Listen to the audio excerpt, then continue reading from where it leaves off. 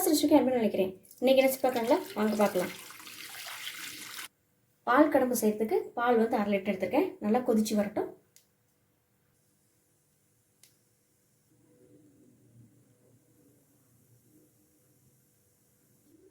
பால் நல்லா பொங்க ஆரம்பிச்சிச்சுங்க. அடுப்பை சிம்மில் வச்சுக்கலாம். 3/4 கப்பு சர்க்கரை சேர்த்துக்கலாம். நல்லா கலந்து விட்டுக்குங்க. 1/2 கப்பு பால் பவுட்ரு. பால் பவுடர் சேர்த்தோன்னா நல்லா கலந்து விட்டுக்குங்க. கட்டியாகாமல் நல்லா கலந்து விட்டாச்சு.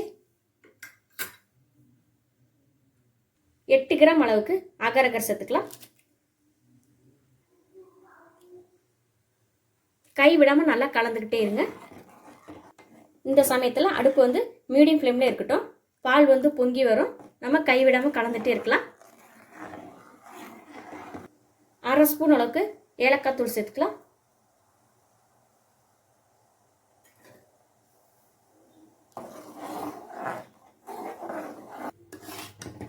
இன்னும் பால் கெட்டி பதத்துக்கு வரணுங்க. இந்த அளவு கெட்டி பதத்துக்கு வந்தால் போதுங்க. அடுப்பு ஆஃப் பண்ணிடலாம். இது ஒரு பிளேட்டில் நெய் தடவி ஊற்றி வச்சிடலாம். நெய் தடவி வச்சு இதில் ஊற்றிடலாங்க. நெய் எண்ணெய் எது வேணாலும் நீங்கள் தடவிக்கலாம். அப்படியே செட் ஆகட்டும். அப்புறம் கட் பண்ணி பார்க்கலாம். பால் கடம்பு நல்லா செட் ஆயிடுச்சுங்க. இப்போ இதை கட் பண்ணிக்கலாம்.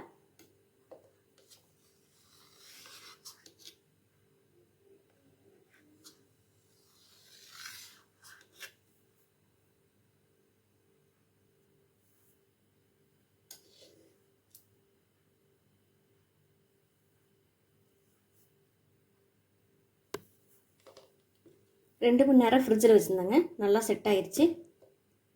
பால் கடம்பு செம்ம டேஸ்ட்டாக இருக்கும். நீங்களும் ஒன் டைம் செஞ்சு பாருங்கள். நல்ல செம்ம சாஃப்டாக இருக்கும்.